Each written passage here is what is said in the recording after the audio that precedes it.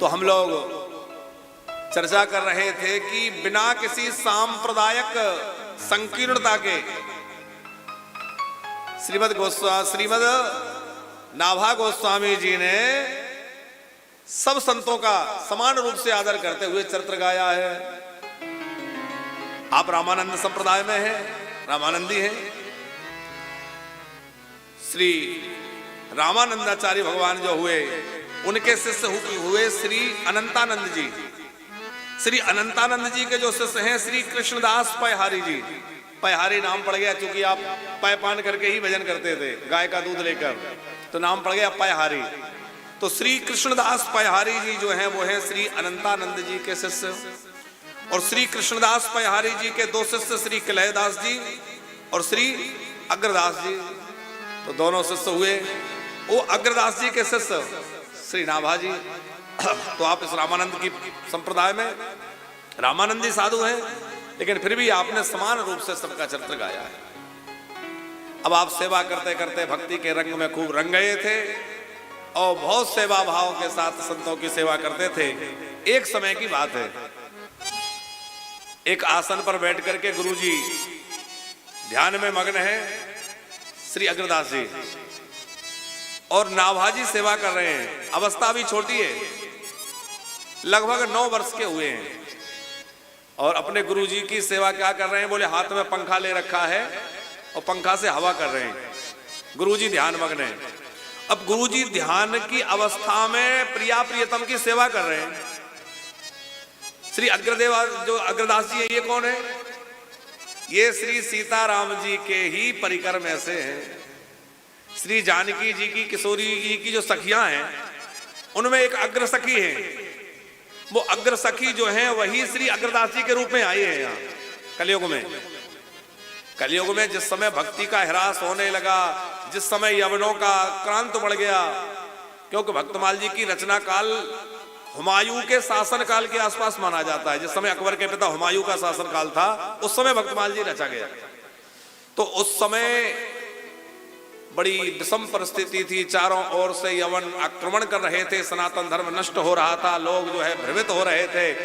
तो भगवान के ही परिकर में से तमाम लोग भूमंडल पर आए।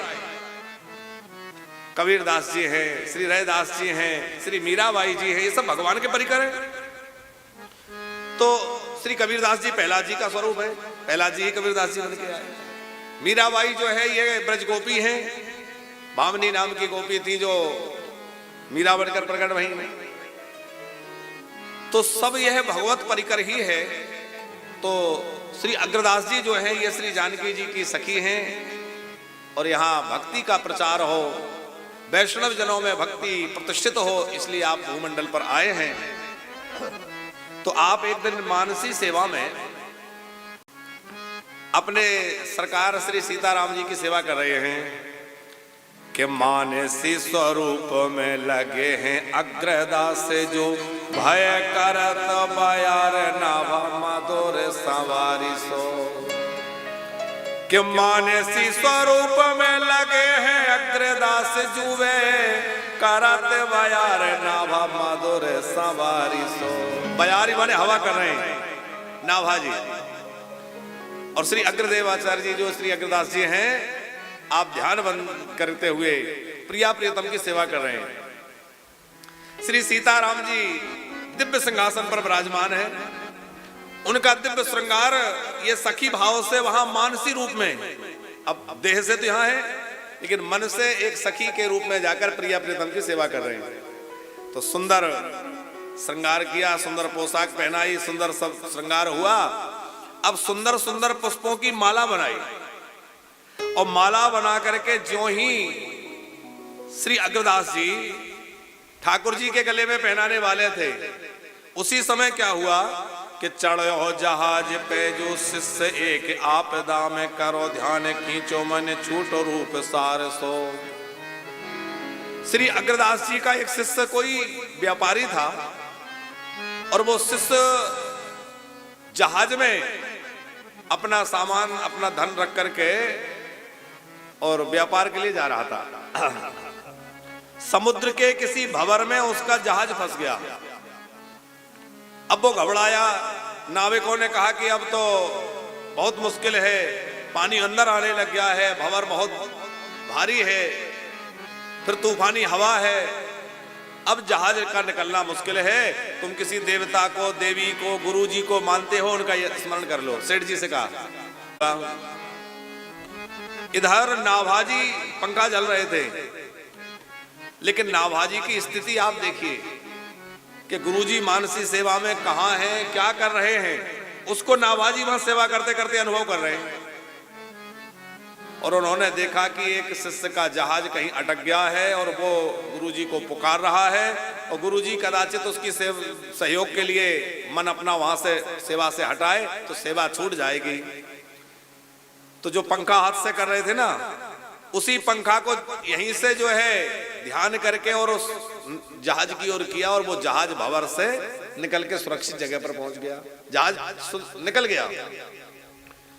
अब जहाज जैसे ही निकला तो नाभाजी ने अपने गुरुजी से कहा, जैसे गुरुजी की आंखें खुली, कि आप गुरुजी आप सेवा करिए, आपने जो माला बनाई है वो ठाकुर जी को, श्री जी को पहना दीजिए, क्योंकि जो जहाज भंवर में फंसा हुआ था वो अब निकल चुका है, सुरक्षित जगह पर पहुंच गया। कि कहते सामर्थ्य गयो बहुत ही दूरी, आवो छवि पूरी फिर ढायो तारी ढारो सो। प्रियादास जी की रचना है कि जहाज तो निकल गया, अब आप सेवा करिए, सेवा से वंचित मत होइए। तो अग्रदास जी चौंक गए कि बोलो कौन? कि लोचन उघारी के निहारी का यो बोलो कौन? अग्रदास जी ने नेत्र खोले और कहा कि कौन बोला? तो हाथ जोड़ के नाभाजी बड़ी विनम्रता से क्या कहने लगे, वही जो ने पालो सीत दे दे सो कुंवारे सो। वही जिसको आपने सीत प्रसादी दे देकर पाला है, जो आपकी कृपा से पालित होकर के इतना बड़ा हुआ है, वही बोला है, आपका दास बोल रहा है। कितनी विनम्रता है। ये नहीं कहे कि मैं बोला हूं, कि वही जो ने पालो सीत दे दे सो कुंवारे सो। आपने सीत प्रसादी पवा पवा के जिसको पाला है वही बोला। अब गुरुजी ने विचार किया कि ये तो परम आश्चर्य की बात है कि मैं भाव राज्य में मानसी सेवा में क्या सेवा कर रहा हूं और कहां हूं। ये इसने जान लिया कि मैं माला पहना रहा था, तो ये कह रहा है माला पहनाइए। दूसरा ही इसने यह भी जान लिया कि कहीं समुद्र में सैकड़ों हजारों मील दूर किसी शिष्य का जहाज अटक गया है और वो गुरुजी को बुला रहा है, और यहीं रहते रहते इसने उस जहाज को निकाल भी दिया। ये तो परम समर्थ है। ये कौन है? कि कहते समर्थ गयो बहुत ही दूर। इसने कहा कि वो जहाज तो दूर निकल गया, इतना समर्थ ये कैसे हो गया? तो आचरज दयो नयो यहाँ लो प्रवेश भयो, मन सुख छायो जानो संतन प्रभाव को। पर अग्रदास जी ने मन में विचार किया कि ये जो कुछ भी इसने किया है यह संतों की सेवा का प्रभाव है। इसने खूब संत सेवा की है, संतों के चरण धोए हैं, संतों की पत्तल उठाई है, संतों के वस्त्र धोए हैं, संतों की शीत प्रसादी पाई है। उसी संत सेवा का प्रभाव है कि इसकी गति इतनी हो गई कि मेरे मानसी सेवा के भाव में ये पहुंच गया और जहाज इसने निकाल दिया। फिर अग्रदास जी को भाव आया कि जब ये इतना संत सेवी है और इतनी ऊंची स्थिति है, तो आज्ञा दई है भाई तो पे साधु कृपा। आज्ञा दी, बेटा तूने मेरी नाभि तक की बात जान ली, मेरे अंदर की बात जान ली, तो अंदर की बात जान ली तो आज से तेरा नाम नाभा होगा। तू नाभा हो गया, माने तूने नाभि तक की बात जान ली तो तू नाभा हो गया। अभी तक जो है नारायण दास जी नाम था, अब आप नाभा नाम से प्रसिद्ध हो गए। श्री नाभाजी महाराज की कि आज्ञा तब दई है तई तो पे साधु कृपा। आज्ञा तब दई है भाई तो पे साधु कृपा, इन्हीं को रूप गुण कहो ही है भाव को। जिन साधुओं की कृपा से तुझे इतनी गति मिल गई, अब उन्हीं साधुओं का महिमा गाओ, उन साधुओं का चरित्र गाओ। और जैसे ही साधु महिमा गाने के लिए गुरुजी ने आज्ञा दी तो हाथ जोड़ के नाभाजी बोले, बोलियो करे जोरी या को पावत न और छोरो। संतों की महिमा मैं कितनी गाऊंगा और कैसे गाऊंगा, मुझे तो कुछ भी ज्ञात नहीं है। अरे भगवान की महिमा, भगवान की कथा कहनी हो तो सरल है, लेकिन भक्तों की महिमा, क्योंकि भक्त कैसे कैसे भक्त हुए हैं, उनके क्या क्या भाव हुए हैं, उनके मन में कैसा भाव चल रहा है, बड़े संतों के भाव को पहचानना बड़ा मुश्किल है। पंकज जी, एक बार अर्जुन के मन में आया कि मैं भगवान का बड़ा प्रिय सखा हूं, तो श्री कृष्ण ने कहा कि अर्जुन चलो जरा भ्रमण पे चलते हैं। ठाकुर जी समझ गए।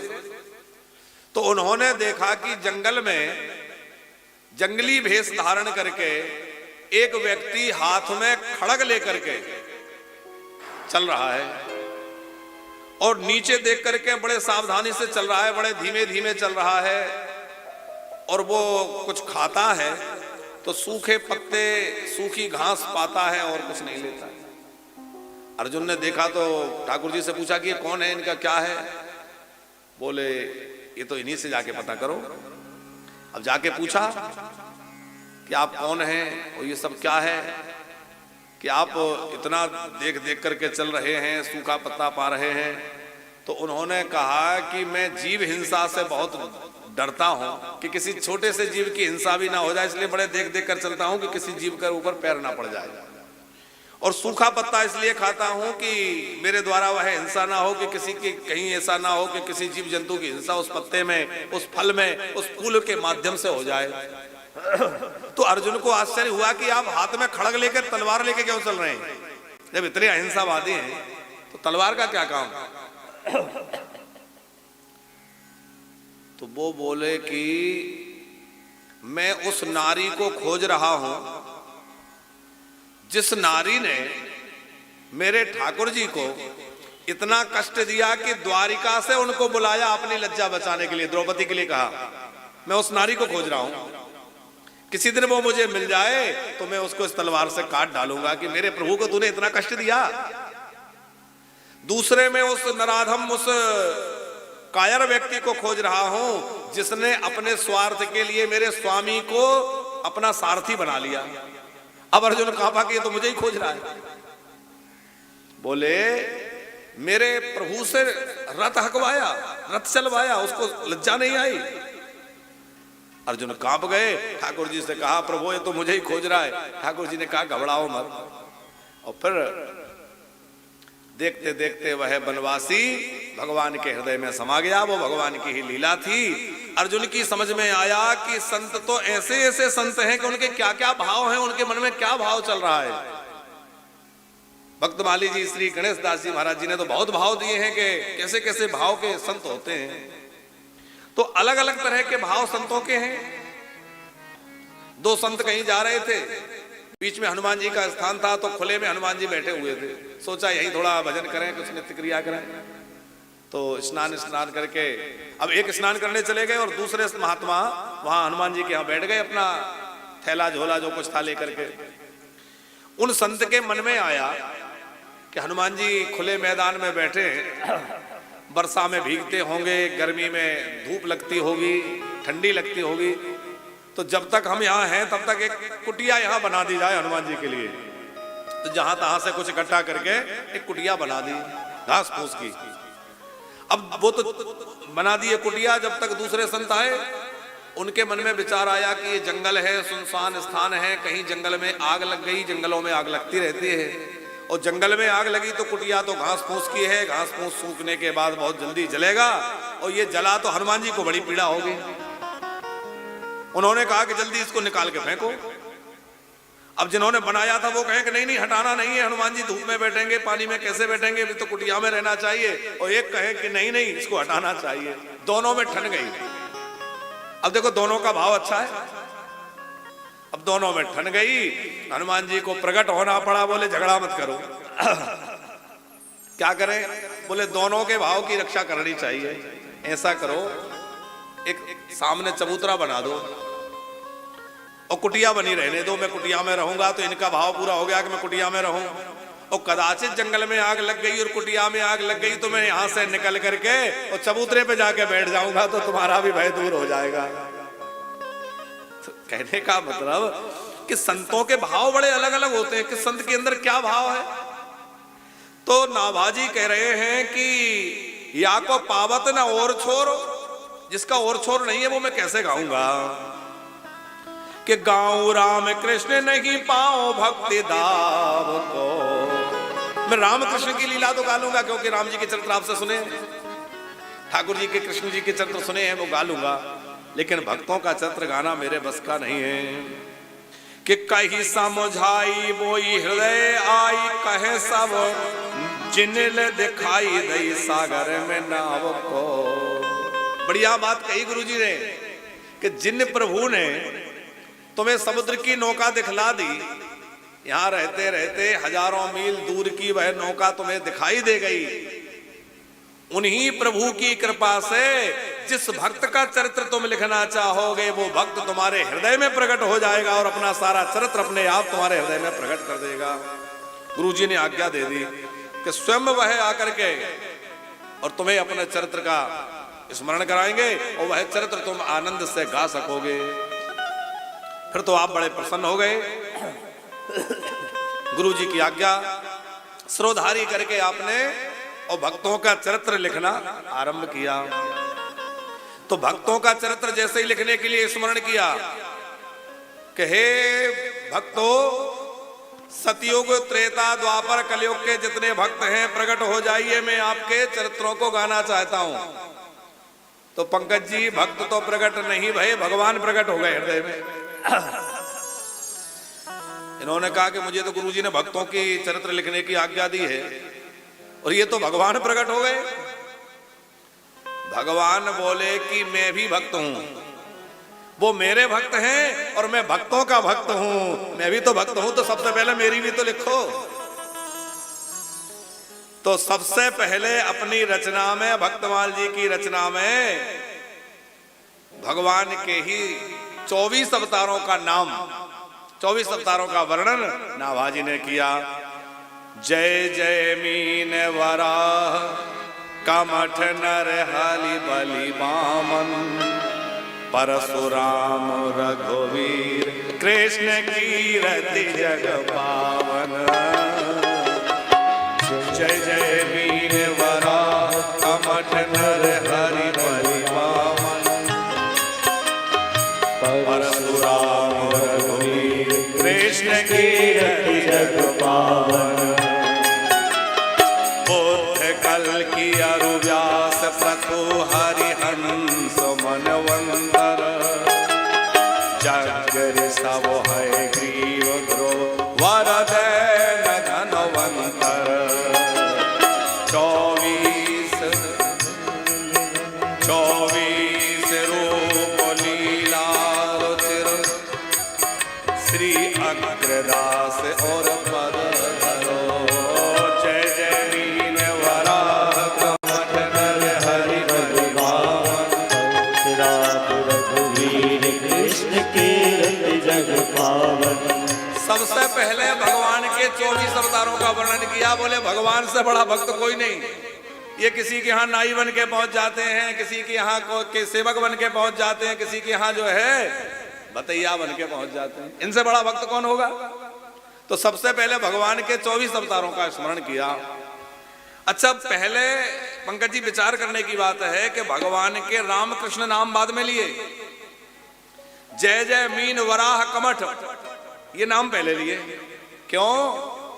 बोले जिस प्रकार भगवान कभी मीन बन जाते हैं, मछली बन जाते हैं, कभी वराह बन जाते हैं, कभी कछुआ बन जाते हैं, उसी प्रकार भगवान के प्राण प्यारे भक्त कभी जो है किसी चर्मकार के यहाँ रैदास बनकर आ जाते हैं, कभी जो है कबीरदास बनकर के आ जाते हैं, कभी किसी जाति में किसी, लेकिन भक्तों की जाति नहीं देखना चाहिए। जो वैष्णव बन गया है उसकी जाति नहीं देखी जाएगी, पर वो भगवान का भक्त बन गया है। जात ना पूछिए साधु की, पूछ लीजिए ज्ञान। तो इसलिए भगवान के इन अवतारों की चर्चा पहले की कि जैसे भगवान परम ब्रह्म हैं, फिर भी कभी मीन, कभी कमठ, कभी वराह बनते हैं, उसी प्रकार भगवान के जो प्राण प्यारे भक्त हैं वो कभी किसी कुल में, कभी किसी कुल में पैदा होते हैं। पर इसका मतलब ये नहीं कि वो कोई ऊंच नीच का भाव है, वो सब समान आदरणीय हैं, एक समान वंदनीय हैं।